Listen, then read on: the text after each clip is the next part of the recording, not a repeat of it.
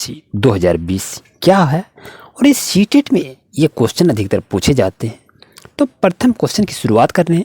राष्ट्रीय शिक्षा नीति 2020 के अनुसार मूल्यांकन का मुख्य उद्देश्य क्या है? तो इसका आंसर को आप जानेंगे। तो पहला ऑप्शन को देख रहे हैं, क्या ये रटने की क्षमता का परीक्षण करता है? दूसरा ऑप्शन है पुनरुत्पादन व याद रखने की क्षमता को नापना, या बच्चों को सीखने की प्रक्रिया में मदद करना है, या आप देख रहे हैं डी नंबर में पूरे देश में बच्चों की तुलना करने के मापदंड बताना। तो ये चार ऑप्शन को देख रहे हैं प्यारे दोस्तों, आपके पास ये क्वेश्चन है, ये चार ऑप्शन को देख रहे हैं, तो सही आंसर क्या होगा? तो आप आंसर भी गैस कर लिए होंगे। तो इसको आप कैसे आप आंसर को फाइंड आउट करेंगे? तो बात को समझिए। इसमें क्या कह रहा है, रटने की क्षमता जहाँ रहे वो आपका आंसर नहीं होता है। पुनरुत्पादन व याद रखने का, जहाँ भी याद रखने की बात हो वो भी ऑप्शन गलत होता है। बच्चों को सीखने की प्रक्रिया में मदद करना और पूरे देश में बच्चों की तुलना करने के मापदंड, देखिए बच्चे की तुलना मापदंड करता है, ये भी आंसर आपका गलत होगा। तो ऑप्शन नंबर सी क्या कहता है, बच्चों को सीखने की प्रक्रिया में मदद करना, to support children in the process of learning. तो करेक्ट आंसर होगा ऑप्शन नंबर सी। ऐसे ही अधिकतर क्वेश्चन आपके सीटेट एग्जाम में सीडीपी में पूछे जाते हैं। इस क्वेश्चन की बात अगर करते हैं कि राष्ट्रीय शिक्षा नीति 2020 किस पर जोर देती है? National education policy 2022 imagine. तो इसका सही आंसर क्या होगा? पाठ्यचर्या का लचीलापन होना, पाठ्यचर्या का मानकीकरण होना, या पाठ्य पुस्तक का गैर संदर्भीकरण होना, या पाठ्य पुस्तक को रटकर याद करना। तो प्यारे दोस्तों आंसर को देखें कि इसका सही आंसर हम क्या निकालेंगे। यहाँ कहता है रटकर याद करना, तो ये ऑप्शन गलत होगा। पाठ्य पुस्तकों को गैर संदर्भीकरण करके, तो ये आपको गैर संदर्भी करके नहीं इसको कर सकते हैं, ये भी ऑप्शन आपका गलत होगा। पाठ्यचर्या का मानकीकरण करके स्टैंडर्डाइजेशन द करिकुलम को आप बच्चे को नहीं सिखा सकते हैं।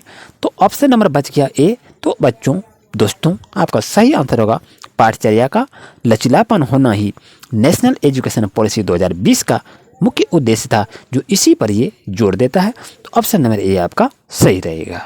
नेक्स्ट क्वेश्चन की बात करें कि राष्ट्रीय शिक्षा नीति 2020 पूरे देश के लिए प्राथमिक स्तर पर किस भाषा को निर्देश के माध्यम से प्रस्तावित करती है? तो आंसर क्या, हिंदी, अंग्रेजी, संस्कृत या मातृभाषा? तो सही आंसर को आपको चुन रहे हैं। तो राष्ट्रीय शिक्षा नीति 2020 पूरे देश के लिए प्राइमरी लेवल पर मदर टंग पर जोर लगाया हुआ है। तो ये जो भाषा को निर्देशन करता है ये मातृभाषा पर अधिक जोर करता है। तो ऑप्शन नंबर डी आपका प्यारे दोस्तों सही आंसर होगा।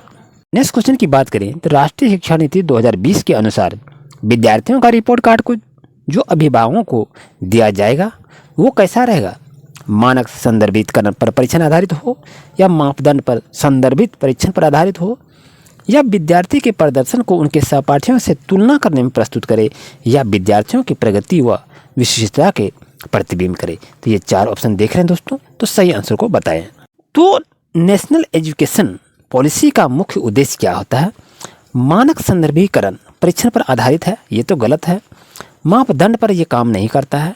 विद्यार्थी के प्रदर्शन को सहपाठियों से तुलना नहीं करना है, जैसा वर्ड रहे, तो ये आपका गलत होता है। तो बच गया ऑप्शन नंबर डी प्यारे दोस्तों। तो ऑप्शन नंबर डी आपका सही रहेगा। इस क्वेश्चन की बात करें कि सामाजिक आर्थिक रूप से वंचित समूह के छात्रों का अवधारणा सुनिश्चित करने के लिए राष्ट्रीय शिक्षा नीति 2020 प्रस्तावित करता है कि पाठ्यचर्या और शिक्षा शास्त्र कैसा होना चाहिए? तो परीक्षाओं पर केंद्रित होना चाहिए, ये तो गलत होगा। पाठ्य पुस्तकों पर केंद्रित होना चाहिए, ये भी आपका गलत होगा।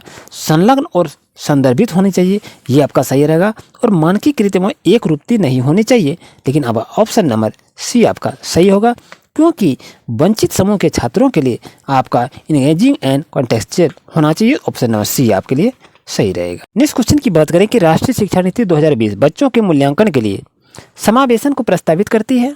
क्या समूह कार्य का आकलन करना, या एरा परियोजना मानकीकृत परीक्षा, या मानकीकृत परीक्षा पोर्टफोलियो बनाना, या मानक निर्देशित मानदंड निर्देशित परीक्षा? तो सही आंसर क्या होगा जल्दी से बताएंगे प्यारे दोस्तों। समूह कार्य व स्व आकलन ग्रुप वर्क सेल्फ असेसमेंट के लिए ये वर्क उत्तरदायी होता है। तो राष्ट्रीय शिक्षा नेशनल एजुकेशन पॉलिसी 2020 का उद्देश्य है समूह कार्य व स्व आकलन होना ही आवश्यकता है। तो ऑप्शन नंबर ए आपके लिए सही रहेगा। चलते हैं क्वेश्चन नंबर नेक्स्ट क्वेश्चन की बात करें कि राष्ट्रीय शिक्षा नीति 2020 में प्रस्तावित बदलाव क्या क्या है। मानकीकरण से लचीलापन, रचनात्मक मूल्यांकन से योगात्मक मूल्यांकन, या संरचनाओं की समझ से परीक्षा के लिए सीखना, या बहुविषयकता से कठोरता की ओर। जहाँ पर कठोरता की बात रही वो ऑप्शन गलत होता है। संरचनाओं की समझ से परिवेश करने के लिए सीखना, ये भी आपका ऑप्शन गलत रहता है। और रचनात्मक योगात्मक मूल्यांकन से इसको एक्टिविटी किया जाता है, ये भी आपका ऑप्शन गलत है। तो ऑप्शन नंबर ए आपके लिए सही रहेगा।